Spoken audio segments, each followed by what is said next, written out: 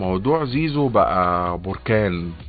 يعني يوم الاربع ظهر العقد السعودي، وظهر عقد الفريق اللي عايزه، والارقام متضاربة. يعني في ناس بتقولك 7 مليون دولار، في ناس بتقولك 6 مليون دولار.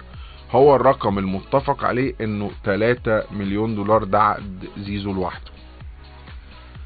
الطبيعي ان اي ادارة هتفكر، هو انا نجم الفريق يمشي برقم كبير جدا واجيب بدلاء ليه ولا ما سيبوش. كنا بنتكلم ان لما بتبني مشروع بيبقى عندك النجم او المشروع الرياضي يا جماعة لازم بيبقى فيه نجم بيقوم عليه المشروع. يعني فلورنتينو بيريز في 2009 راح جاب كاكا، وراح جاب رونالدو، وراح جاب كريم بنزيما، وراح جاب تشابي الونسو، وبدأ يبني مشروع عشان الفريق يرجع تاني لمكانته.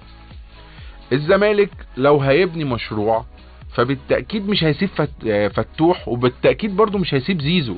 يعني هيبقى صعب التفكير والتخلي والمنطق ان انت تسيب نجم فريقك الاول.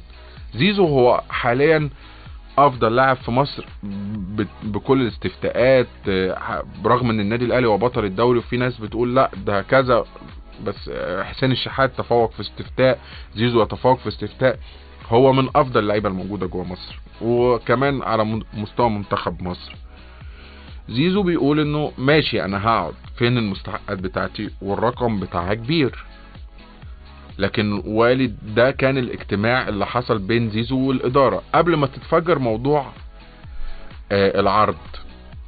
بيقولوا لا والد زيزو خلاص يا جماعه احنا كده ادينا لنادي الزمالك عايزين نمشي. لازم حد يقعد مع الاداره وحد يقعد مع والد زيزو يقربوا وجهات النظر، لان التفريط في زيزو تفريط صعب جدا على اي اداره ان هي تفرط في نجمها الاول، حتى لو هيسد حاجات كتير عن نادي الزمالك والرقم بتاعه هيبقى وافي لحاجات كتير.